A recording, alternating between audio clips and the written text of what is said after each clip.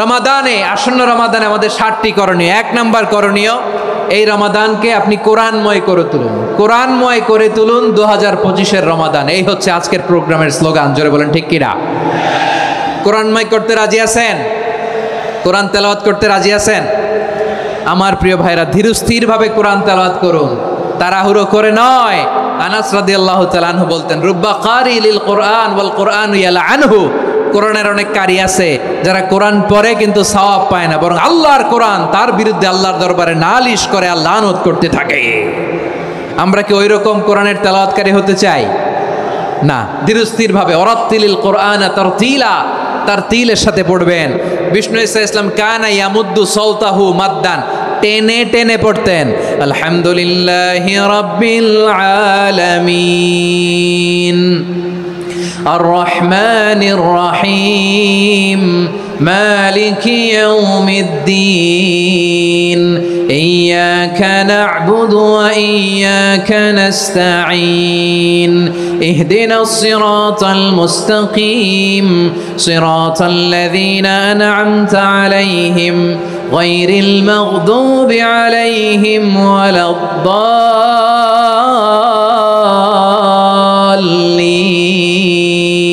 পড়েন আমিন। কানা ইয়ামুদ্দু সাওতাহু মাদ্দান, টেনে টেনে পড়তেন। ওয়া কানা ইউকাত্তিউ আয়াতাহু, ইউকাত্তিউ আয়াতান আয়াতান, প্রত্যেক আয়াত পড়ে পড়ে তিনি থামতেন। এভাবে কোরআন পড়তে হবে। আমাদের অনেক মা বোনেরা আজকের এই চাঁপাইনবাবগঞ্জের প্রোগ্রামের অনেকগুলো মহিলা প্যান্ডেল আমি ল্যান্ডিং করার সময় দেখেছি। আমার অনেক বোনেরা, ওনারা কোরআন খতম করতে যে এমনভাবে তেলাওয়াত করেন, কোরআন তেলাওয়াতের আদব আর অবশিষ্ট থাকে না। আমরা তার তিলের সাথে তেলাওয়াত করব, যেমনটি আমি পড়ে শোনালাম। বিষ্ণু ইসলাম প্রতি আয়াত শেষে থামতেন, টেনে টেনে পড়তেন, তার তিলের সাথে পড়তেন, সুর করে পড়তেন। মানলাম ইয়াতাগান্না বিল কোরআন ফালাইসা মিন্না, যে সুর করে কোরআন পড়ে না সে আমার উম্মত হতে পারে। জাইনুল কোরআন বিআসওয়াতিকুম, বিষ্ণু বলেন সুর করে কোরআন পড়বা। অনেকে কোরআনের খতম তুলবার জন্য কোরআনরে একেবারে খতম করে দেয়, এরকম আছে না নাই? কোরআনের খতম তোলার জন্য কোরআনরে কি করে? একেবারে খতম করে দেয়। না, আপনি ধীরস্থিরভাবে পড়ে যদি খতম দিতে পারেন মাশাআল্লাহ, না পারলে যতটুকু পারেন পড়বেন। এরপর অনুবাদ পড়ার চেষ্টা করবেন, তাফসির পড়ার চেষ্টা করবেন। কোরআনে রমাদানের 1 খতম দেওয়ার একটা সহজ পদ্ধতি হচ্ছে, রমাদানের প্রতি নামাজের পরে 4 পৃষ্ঠা। প্রতি নামাজের পরে কয় পৃষ্ঠা? 4 পৃষ্ঠা। তাহলে 5 ওয়াক্তে 4 পাঁচা 20 পৃষ্ঠা। হেফজে কোরআনগুলো 20 পৃষ্ঠা 1 পারা। এভাবে 30 দিনে আপনার 1 খতম হয়ে যাবে। আমরা যেন তার তিলের সাথে বিশুদ্ধভাবে কোরআন তেলাওয়াত করতে পারি, আল্লাহ তৌফিক দান করুক। পড়েন আমিন। 2 নাম্বার করণীয়, ধীরস্থিরভাবে তারাবির সালাতগুলো যেন আমরা আদায় করি। তাড়াহুড়ো করবেন না আল্লাহর ওয়াস্তে, তাড়াহুড়ো করবেন না, তাহলে কোরআন আমাদের জন্য বদদোয়া করবে। তাড়াহুড়ো করবেন তারাবির নামাজে।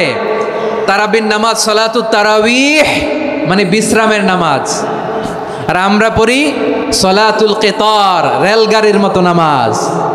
চিল্লায় বলেন ঠিক কি না?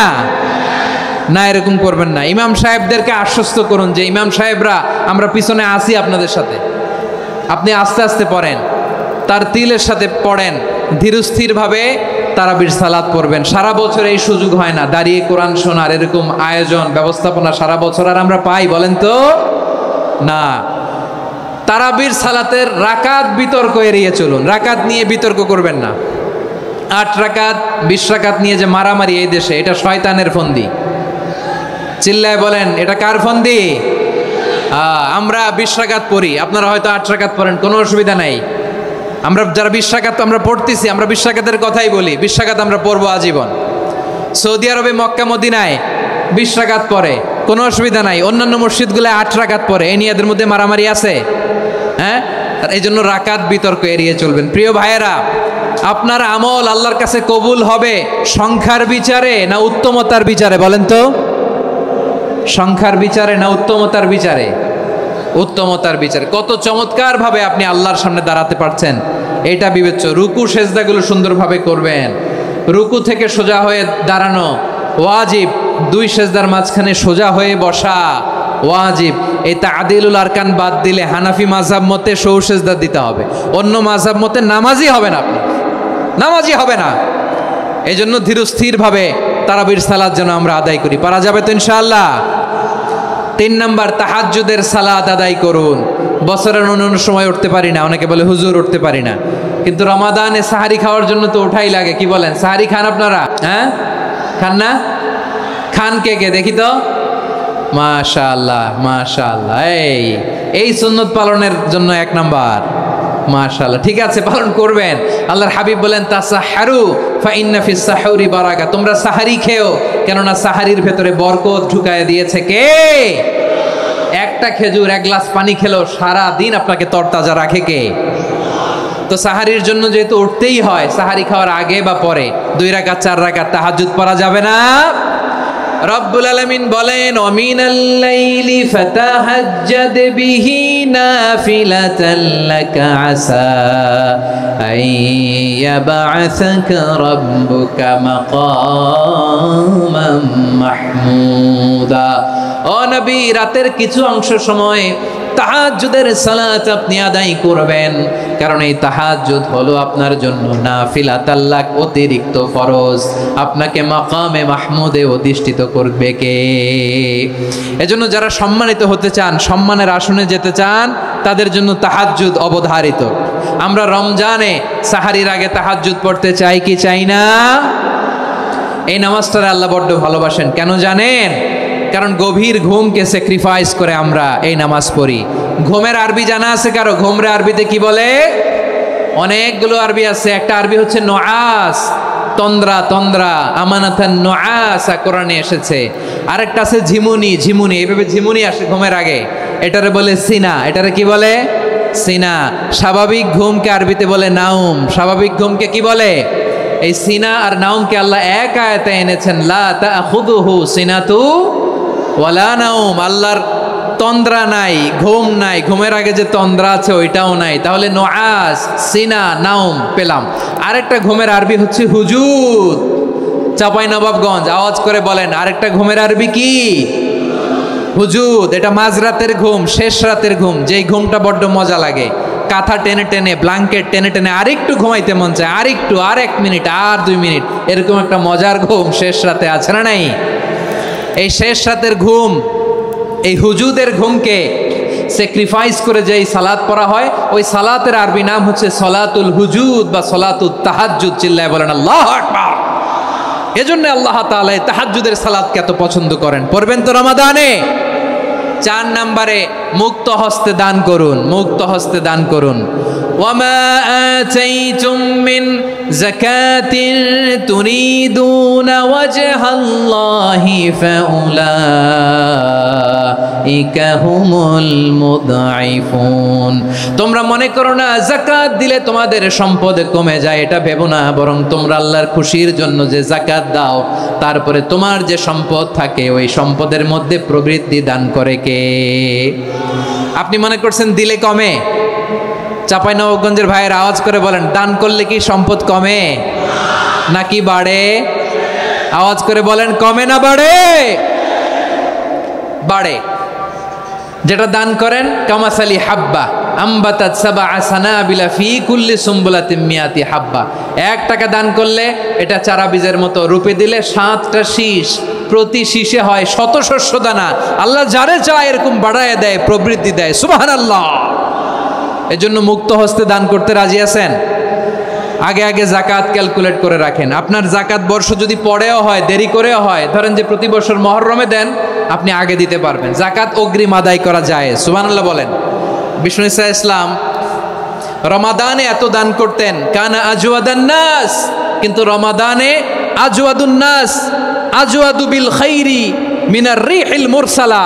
প্রবাহিত বাতাসের চেয়ে বিশ্বনবী আর অবদান্যতা বেড়ে যেত।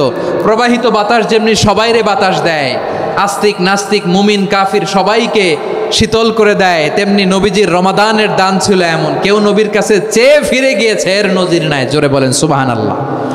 রমাদানে দান করব, ইফতার শেয়ার করব। কাউকে ইফতারি করালে সারাদিন রোজা রেখে তার যে সওয়াব, আপনি ইফতার করানোর কারণে আপনার আমলনামায় ওই সওয়াব আল্লাহ ঢুকায় দিবেন। পড়েন সুবহানাল্লাহ। সাহাবারা বললেন, নবী আমরা গরিব মানুষ, ইফতারি খাওয়ানোর পয়সা নাই।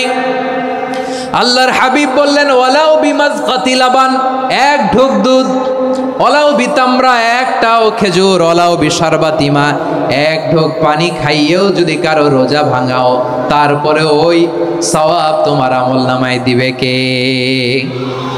তাহলে মুক্ত হস্তে দান করুন, 4 নাম্বার। 5 নাম্বার হচ্ছে কদর তালাশ করুন, রমজানের সবচেয়ে দামি সময়। বিষ্ণু বলেন, মান হরিমা খাইরাহা ফাকাদ হরিম, যে কদর মিস করলো সে সব মিস করলো, হি ইজ দ্য লুজার। আচ্ছা বলেন, এই বরকতের মাসে আমরা কি লুজার হতে চাই না গেইনার হতে চাই? সবাই বলেনি, বলেন এই রমাদানে আমরা লুজার হব না গেইনার হব? ইন্না أنزلناه في ليلة القدر وما أدراك ما ليلة القدر ليلة القدر خير من ألف شهر قرن الله أكبر লাইলাতুল কদরি খায়রুম মিন আলফি শাহর, 1000 মাসের চেয়েও সেরা। 1000 মাসে হয় 83 বছর 4 মাস। 83 বছর 4 মাস টানা ইবাদত করলে যেই সওয়াব, কদরের রাতে ইবাদত করলে অতটুকু সওয়াব আপনি পাবেন, আল্লাহ সেটা বলে নাই। আল্লাহ বলে তার চাইতে বেশি সওয়াব দিয়ে আপনার আমলনামা ভরে দিবে কে? কদর যেন মিস না হয়। 21, 23, 25, 27, 29 নাকি খালি 27? আপনারা কি খালি 27?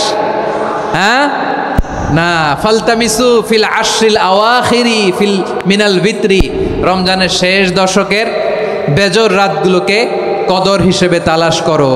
আল্লাহর হাবিব সাল্লাল্লাহু আলাইহি ওয়াসাল্লাম শেষ 10 দিন টানা ইবাদত করতেন, টানা ইবাদত। ইদা জাআল আশরু আহিয়াল লাইলা আইকাদা আহলা ওয়া জাদ্দা ওয়া শাদ্দাল মিজার, সারা রাত জেগে ইবাদতের নজির নবীজির নাই, শুধু রমজানের শেষ দশক ছাড়া। সুবহানাল্লাহ বলেন। নিজেও ঘুমাতেন না, ফাতেমা রাদিয়াল্লাহু তাআলা আনহু, আলী রাদিয়াল্লাহু তাআলা আনহু কাউকে ঘুমাতে দিতেন না, সবাইকে জাগিয়ে তুলতেন। আমরা সারা রাত জেগে ইবাদত করব, রাজি আছেন তো? কদর যেন আমাদের মিস না হয়। আজকে থেকেই ক্যালেন্ডারে মার্ক করে রাখেন, সব কাজ পেছনে ফেলে, সব ব্যস্ততাকে পেছনে ফেলে ইবাদতের জন্য আমরা প্রস্তুত থাকবো কদরের রাতে। কোনোভাবে কদর যেন আমাদের মিস না হয়, ইনশাআল্লাহ। বলেন তো সবাই? 6 নম্বরে পারলে ইতিকাফ করবেন। আল্লাহর হাবিব সাল্লাল্লাহু আলাইহি ওয়াসাল্লাম প্রতি বছর 10 দিন ইতিকাফ করতেন। যে বছর ইন্তেকাল করবেন সে বছর 20 দিন ইতিকাফ করেছেন। আপনি বলবেন, হুজুর ইতিকাফ না করলে সমস্যা কি? আমার নবী একটা ইবাদত সারা জীবনেও ছাড়ে নাই, আর আপনি জীবনে একবারও করেন নাই। এবার হিসাব আপনার কাছে, হিসাব আপনার কাছে। না পারলে অন্তত রাত্রি বেলাগুলো মসজিদে কাটাবেন, পারবেন তো ইনশাআল্লাহ?